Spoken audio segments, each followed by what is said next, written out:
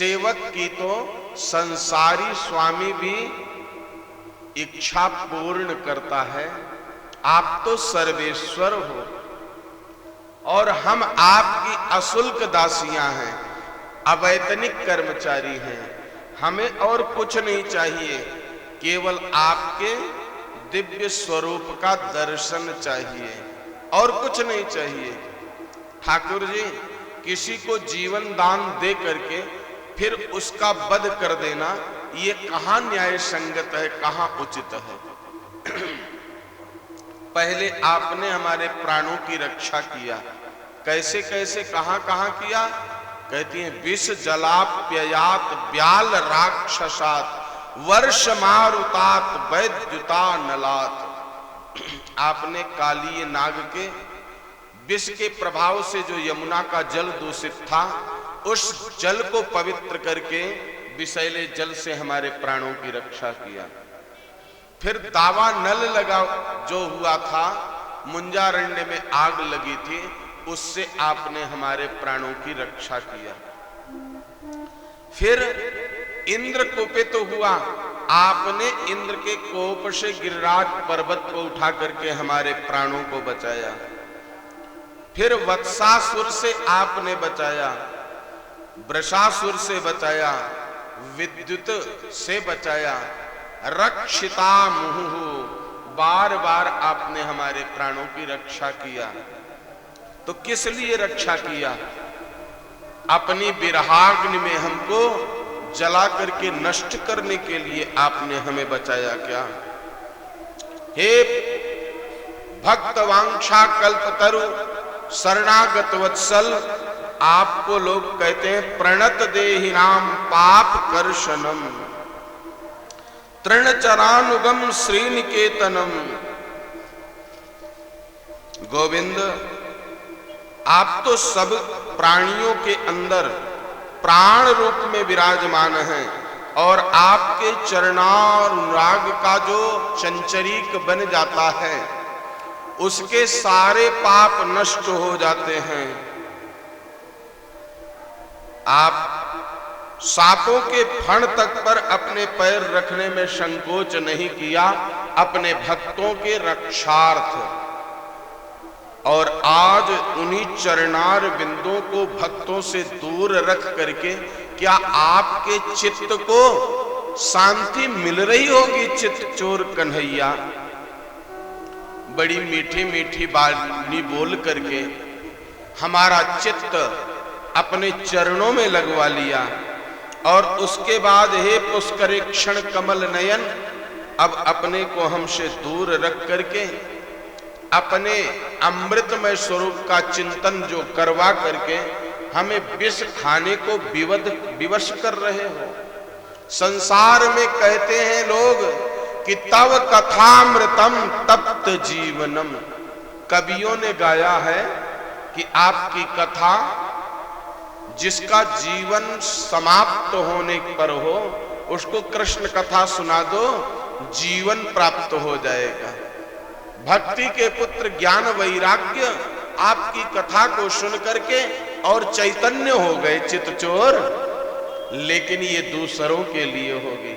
हमारे तो चित्त को विरहाग्नि में और जलाने वाली है, तप्त करने वाली है आपकी कथा। आपका कोई अत्यंत प्रिय स्नेही जिसको आप प्राणों से ज्यादा मानते हो, वो आपसे कहीं दूर चला गया हो और उसकी चर्चा कोई चला दे तो आपको कैसे लगता है? रोना आ जाता है ना। और फिर लोग कहते हैं उनकी बात यहां पर मत करो। तो संसार के लिए प्राण संचारी होगी आपकी कथा, लेकिन हमारे लिए तो प्राण लेने वाली है आपकी कथा। अरे गोविंद, उस दिन को याद करो जब संध्या काल में गाय चरा करके आप आते थे और आप गायों को तेजी से दौड़ा दिया करते थे। क्यों? क्योंकि आपकी गोपियां आपके रूप माधुर्य का दर्शन प्राप्त करने के लिए अट्टालिका में कंगूरों में बैठे हुए प्रतीक्षारत रहते थे।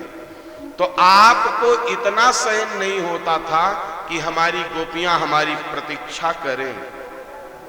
और आज उन्हीं चरणार बिंदों को आप बियाबान कंटका कीर्ण जंगल में हमसे छुपने के लिए दौड़ा रहे हो। बहुत सुंदर सुंदर भाव हैं। गोपी गीत पर यदि 7 दिन तक प्रवचन किया जाए इन 19 श्लोकों पर तब भी कम है।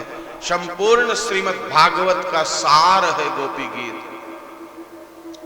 गोपांगनाओं ने प्रभु की स्तुति करते हुए कहते हैं, संसार में कोई ऐसा प्राणी नहीं है जो दूसरे को सुख दुख दे अथवा ना दे, लेकिन अपने सुख दुख का तो ध्यान रखता ही है। दूसरे के सुख दुख का ध्यान रखे ना रखे, लेकिन अपना हित अनहित तो सबको मालूम है। बाबा तुलसी ने भी कहा है, हित अनहित पशु पक्षी जाने। पशु पक्षी भी हित कहां पर है अनहित कहां पर है ये जानते हैं। आपको हमसे अगर कोई शिकायत है तो हमसे रूठे रहो, लेकिन अपने आप के ऊपर तो दया करो। यत्ते सुजातु चरणाम्बुरुहस्तनेषु भीता शनैः प्रियदधि महिकर्कशेषु तेनाटवी मटसि यद्व्यथते न किंचित् कोर्पादिभिर्भ्रमति धीर्भवदाम्युषाम्नः।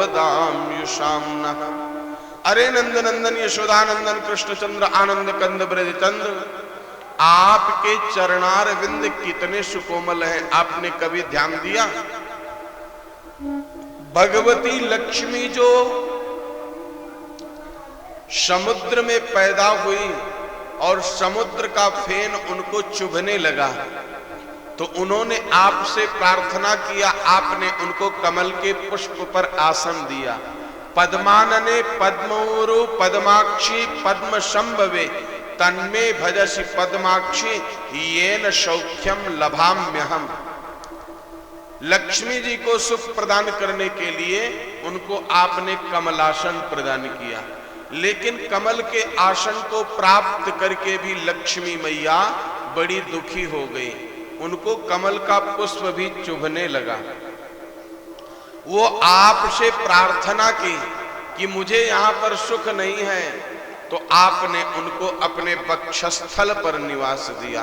ईशानाम जगतोस्य वेंकटपतेर विष्णु पराम प्रेयसीम तदवक्षस्थल नित्यवास रसिकाम तच्छांति संवर्धनीम पद्मालंकृत पाणि पल्लव युगाम पद्मासनस्थान श्रियम वात्सल्यादि गुणोज्ज्वलाम भगवतीम वंदे जगन्मातरम। जगत माता भगवती लक्ष्मी आपके वक्षस्थल पर निवास करती हैं। भगवान वेंकटेश को क्या कहा जाता है? श्रीनिवास। श्रीनिवासा गोविंदा वेंकट रमणा गोविंदा। आप जब पहुंचिए तिरुपति में तो ये आवाज सुनाई पड़ेगी। लक्ष्मी जी का निवास स्थल है भगवान का हृदय, और वो लक्ष्मी जी आपके चरणार बिंदों को अपने वक्षस्थल पर रख करके बड़े धीरे धीरे दबाती हैं। भीता शनैः, डरती हैं, दधी महि कर्कशेषु, कि कहीं मेरे कर्कश हाथों से, कहीं मेरे कर्कश हाथों से भगवान के चरण चिन्हों में खरोच न आ जाए और रक्त की धारा न बह पड़े। इसलिए अपने वक्षस्थल पर उन चरणार बिंदु को रख करके और धीरे धीरे दबाती है। हमसे रूठ करके, हमसे छिप करके उन सुकोमल चरणार बिंदों को आप बियाबान कंटका कीर्ण जंगल में दौड़ा रहे हो। अरे हमारे ऊपर दया ना करो तो कम से कम अपने ऊपर दया करो। सुखदेव महर्षि कहते हैं कि इति गोप्या प्रगायन्त्या प्रलपन्त्यश्च चित्रधा रुर्धु सुस्वरम राजन कृष्ण दर्शन लालसा। गोपियां एक स्वर में रोती हैं। स्वर कभी रोने में मिलाया जाता है?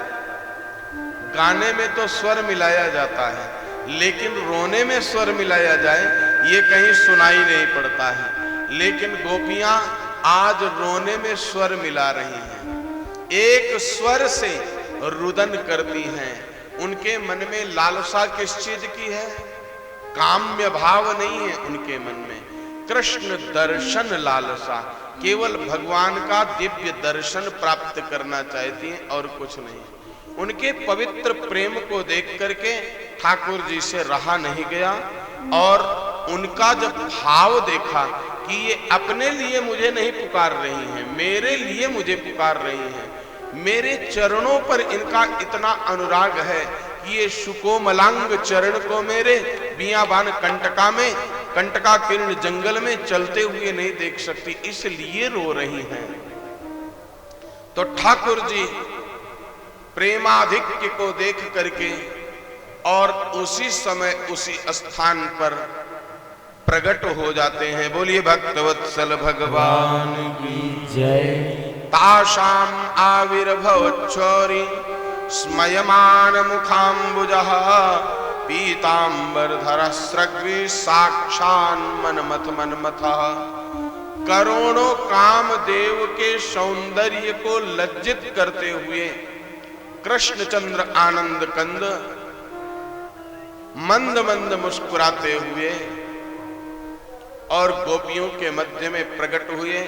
गोपियां उनको उठा लेती हैं, कोई चरण का चुंबन कर रही है, कोई मस्तक चूम रही है, कोई ठाकुर जी का आलिंगन प्राप्त करना चाहती है। गोपियों के विशेष प्रेम को देख करके ठाकुर जी ने ताशाम मध्य द्वयोर द्वयोः, एक एक गोपी के बगल में एक एक रूप धारण कर लिया है। अनंत रूप रूपाय विष्णवे प्रभ विष्णवे, अनेक स्वरूप में ठाकुर जी विराजमान है। मूल रूप राधा रानी के बगल में है। यमुना के पावन पुलिन जल में प्रवेश करके महारास प्रारंभ करना चाहते हैं। इतने में ठाकुर जी ने देखा सारी गोपियां आ गई हैं क्या? तो उन गोपियों के समूह में भगवती उमा अंबिका का दर्शन नहीं हो रहा है। गोपी किसको कहते हैं और गोप किसको कहते हैं ये जान ले। गो माने इंद्रियां और पी माने उनका जो दास है वो गोपी है।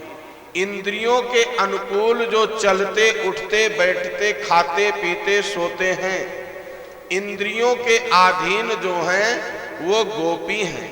और इंद्रियों के ऊपर जो शासन करते हैं वही गोपाल हैं।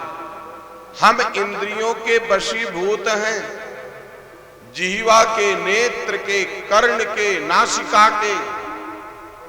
हम संसार के जितने जीव हैं सब गोपी हैं। और इंद्रियों के ऊपर जो शासन करता है परब्रह्म परमात्मा अखिल हे जगन नियंता पुराण पुरुष पुरुषोत्तम श्रीमन्नारायण वासुदेव कृष्ण, वही गोपाल हैं। मीरा जब मिलने के लिए गई बिंदु गोस्वामी से, तो बिंदु गोस्वामी ने कहा मैं स्त्रियों से नहीं मिलता। मीरा ने कहा मुझसे भूल हो गई, मैं तो वृंदावन में एक ही पुरुष को जानती थी, पुरुषोत्तम को। यहाँ और भी कोई पुरुष है क्या? जाओ गोस्वामी जी से कह दो मैं खुद नहीं मिलना चाहती। तो गोस्वामी जी को एहसास हुआ और आकर के मीरा से क्षमा मांगा था उन्होंने। तो गोपी वो हैं जो इंद्रियों के वशीभूत रहते हैं और गोपाल वो हैं जो इंद्रियों के ऊपर शासन करते हैं। गोपाल हमें मिल जाए तो इंद्रियां हमारे ऊपर शासन नहीं करेंगी, इंद्रियों के हम सेवक नहीं रह जाएंगे। गोपाल के सेवक बनते ही हम इंद्रियों के स्वामी बन जाएंगे। इंद्रियां हमारी इच्छानुसार नहीं भ्रमण करेंगी। हर एक जीव का यही लक्ष्य होना चाहिए कि हमें गोपाल की प्राप्ति हो जाए। कृष्ण भक्ति परम श्रेय, मानव जीवन का यही श्रेय है कि प्रभु हमें प्राप्त हो जाएं। श्याम सुंदर ने भगवती अंबिका पार्वती का आवाहन किया है और भगवती अंबिका पार्वती जी कैलाश पर्वत से सज धज करके चल दी हैं। जैसे ही दरवाजे पर पहुंची, भोले बाबा ने रोक टोक कर दिया। कहने लगे, देवी कहां जा रही हो? बोले, आप कहीं भी घूम सकते हो, आपके ऊपर कोई नहीं है, स्वतंत्र हो, और मैं कहीं भी नहीं जा सकती हूं। भोले बाबा ने कहा, एक बार मनमानी गई थी अपने पिता के घर, तो प्राण गंवा करके आई थी आप, दूसरा शरीर धारण करके आई, इसलिए अब डरता हूं मैं। बता दो कहां जाऊं, कहां जा रही हो, मुझे बता दो। पार्वती जी ने कहा, श्याम सुंदर महाराज रचा रहे हैं, वहीं पर मैं जा रही हूं। भोले बाबा नृत्य करने लगे, डमरू बजाने लगे, आज प्रफुल्लित हो गए। मेरे प्रभु आज मनमोहन रूप धारण करेंगे और उस रूप का दर्शन मैं ना करूं, ये कैसे संभव है? मुझे भी चलना है। बोले, वहां एक पुरुष रहेगा और किसी पुरुष का प्रवेश नहीं है। बोले, नहीं है पुरुष का प्रवेश तो नारी ही बना लो, लेकिन मुझे लेकर के चलिए। तो बोले, गौरा से शंकर जी एक दिन, प्यारी हम भी जनाना बनेंगे। बोले, गौरा से शंकर जी एक दिन, प्यारी हम भी जनाना बनेंगे। बोले, गौरा से शंकर जी एक दिन, प्यारी हम भी जनाना बनेंगे।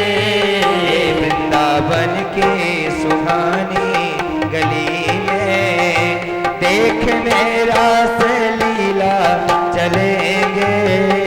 वृंदावन के सुहानी गली में देखने रास लीला चलेंगे। बोली, गौरा सुनो त्रिपुरारी, हो गई अक्ल गुम क्या तुम्हारी। बोली, गौरा सुनो त्रिपुरारी, हो गई अक्ल क्या गुम तुम्हारी। मर्द से बन रहे हो जनाना, मर्द से बन रहे हो जनाना। कहते हो साथ हम भी चलेंगे। बोले, गौरा से शंकर जी के दिन, प्यारे हम भी जनाना बनेंगे। बोले, गौरा से शंकर जी के दिन, प्यारे हम भी जनाना बनेंगे। बोले, गौरा से शंकर जी के दिन, प्यारे हम भी जनाना बनेंगे। बोलिए भोले बाबा की जय। जब पार्वती जी से भोले बाबा ने कहा, मुझको नारी ही बना लो, लेकिन श्याम सुंदर का दर्शन करने में चलूंगा, तो पार्वती मैया ने बड़े जोर से डांट लगाई। संसार की हर एक स्त्री की इच्छा होती है, पुरुष प्रधान इस देश में हम भी पुरुष कभी बन जाएं, और तुम हो कि पुरुष से स्त्री बनना चाहते हो। भोले बाबा ने कहा, कुछ भी बनना पड़े, लेकिन श्याम सुंदर का दर्शन प्राप्त करना है। नहीं माने जब, तो देवी पार्वती ने कहा, फिर श्रृंगार कीजिए, नारी का रूप बनाइए और नारायण से मिलाने में लेके चलती हूं साथ में। भोले बाबा ने कहा, अपना ही श्रृंगार पेटिका दे दो, वस्त्र दे दो, पहन लेता हूं। पार्वती जी ने डांट दिया, कुछ नहीं दूंगी, अपने आप व्यवस्था करो। चलो, चलने की अनुमति दे दिया आपने, यही बहुत बड़ी बात है। अभी तैयारी करता हूं। करने लगे तैयारी, पहने तन पर बनारस की साड़ी, झुमका झांसी का कानों में डाला, माला मद्रास काथा निराला, करधनी कानपुर की पहनकर नागपुन की नथुनिया मंगा ली और ओंठ में खूब लाली लगा ली। पूरा औरत का श्रृंगार करके चल दिए वृंदावन राह धर के। भोले बाबा ने जो जहां की प्रसिद्ध वस्तु थी अब तो बनारसी साड़ी का क्रेज ही चला गया। नहीं, संभ्रांत परिवार वही कहलाता था जहां बनारसी साड़ी हो। तो बनारसी साड़ी मंगवा लिए, नंदी श्रृंगी भृंगी को भेज करके। झुमका झांसी का आया है, माला मद्रास से आया है, करधनी कानपुर से आई है और नथनी नागपुर से आई है। श्रृंगार कर लिए लेकिन मिस्टेक हो गई, पहली बार कर रहे हैं ना, इसलिए लाल लाल दोनों था, ओंठ में लगाने वाला भी और पैर में लगाने वाला भी। तो पैर वाला ओंठ में लग गया और ओंठ वाला पैर में लग गया। अब लाल मुख बंदर बन करके और पार्वती देवी से कहने लगे, देख मैं कैसा लग रहा हूं। पार्वती देवी बड़े जोर से हंसी। हंसो मत देवी, श्याम सुंदर के लिए मुझे सजा दो आज। जल्दी से मुख साफ किया, श्रृंगारित किया भोले बाबा को और वृंदावन की तरफ चलने लगे। बोले मैं कैसा लग रहा हूं? बोले सब चौपट कर दिया। बने हो नारी और भाषा बोल रहे हो नर की। इसका उपाय क्या है? इतनी जल्दी तो परिवर्तन हो नहीं सकता। बोले इसके लिए यही है, मौन व्रत धारण कर लो, आपको गूंगी सखी के रूप में मैं प्रतिष्ठित कर दूंगा। गूंगी सखी के रूप में मैं आपका नामकरण कर रही हूं। चलो गूंगी बना ले, चाहे बहरी बना ले, चाहे अंधी बना ले, मुझे श्याम सुंदर का दर्शन करा दे। लेकर के और चल दिए। जैसे ही आगे कदम बढ़ाया फिर पार्वती जी रुक गई। बोले चलना भी नहीं आता है। जब आप स्त्री रूप धारण किए हो तो स्त्रियों की तरह चलो। मातृशक्ति का यात्रा के समय बायां पैर पहले आगे बढ़ता है और पुरुष का दाहिना बढ़ता है। ऐसा चलो। बोले ये तो संभव नहीं है। तो फिर बोले मेरा अनुकरण करो, मैं चलूंगी और मेरे पीछे पीछे आप चलिए।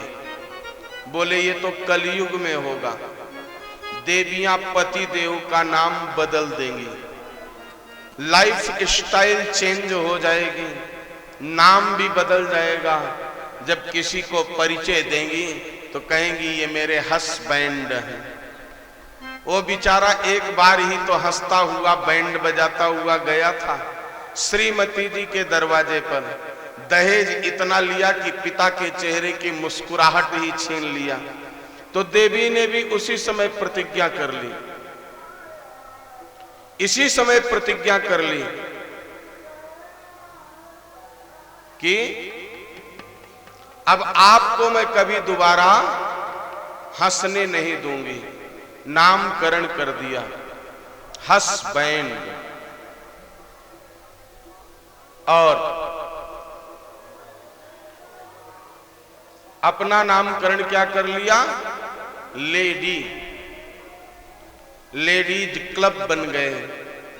बस एक पर्स टांग करके और स्वतंत्रता पूर्वक निकल पड़ी। किटी पार्टी होने लगी। पति देव के ऊपर बोझा लाद दिया जाता है और स्वयं एक छोटा सा बाल गोपाल है, उसको भी लाद देती हैं पति देव को। आगे दौड़ पड़ती हैं और उनसे चलते फिरते भी नहीं बनता है, उनको डांट फटकार भी मिलती है। ये तो हंसी की बात है। वास्तव में मातृशक्ति को कहां पर कैसे व्यवहार करना चाहिए लिखा है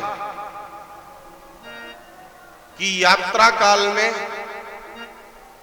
युद्ध के समय पीछे चलना चाहिए पति के, यात्रा काल में आगे चलना चाहिए, पूजा के समय दाहिने अंग में बैठना चाहिए, बड़े बुजुर्गों से आशीर्वाद प्राप्त करते हुए वामांग में होना चाहिए। ये माताओं के चलने और बैठने का एक शास्त्रीय विधान है। तो उसी विधान का परिपालन करते हुए माता पार्वती कहती हैं मैं आगे हूं और आप मेरे पीछे चलिए, और युद्ध होगा तो कहीं पर आप आगे रहोगे, मैं पीछे रहूंगी। आगे आगे पार्वती मैया और पीछे पीछे भोले बाबा चल पड़े हैं। जैसे ही वृंदावन में जाकर के पहुंचे तो भोले बाबा विचार करने लगे कि पहुंचे जब रास लीला में शिव जी, पहुंचे जब रास लीला में शिव जी। भोले ने सोचा अब क्या करेंगे, भोले ने सोचा अब क्या करेंगे। भोले बाबा सोचने लगे कि अब मैं क्या करूं यहाँ पर। इतने में एक गोपी दौड़ती हुई आई और बोली गौरा से आए एक गुजरिया, बोली गौरा से आई एक गुजरिया। कौन है संग तेरे बहुरिया, कौन है संग तेरे गुजरिया। जरा घूंघट उठा के दिखा दो, जरा घूंघट उठा के दिखा दो। इसका परिचय भी हमसे करा दो, इसका परिचय भी हमको बता दो। बोली गौरा जिसे मत सताओ, बोली गौरा इसे मत सताओ। काम इसको है क्या वो तो मुझको बताओ, काम क्या इससे मुझको बताओ। ये बेचारी बड़ी है सयानी, ये बेचारी बड़ी है सयानी। आंख भी इसकी है एक कानी, आंख भी इसकी है एक कानी। बोले कि पार्वती कहने लगी इसको ज्यादा परेशान मत करो, इसका परिचय अभी मैं बता दूंगी। परमात्मा इसके ऊपर रुष्ट हुए हैं। ये बिचारी गूंगी तो है ही, उसके साथ साथ इसकी एक आंख छीन लिए। देवियां बड़ी दुखित हुई। भोले बाबा को अंदर ही अंदर हंसी आई, गुस्सा भी आया।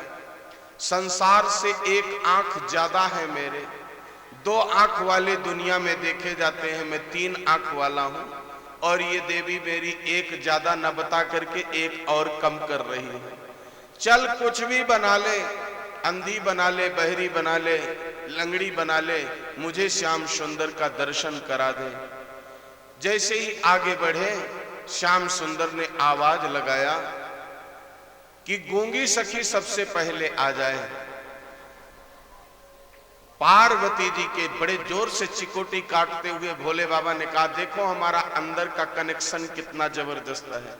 नामकरण तूने वहां पर किया और मेरे प्रभु ने यहां पर मुझे जान लिया।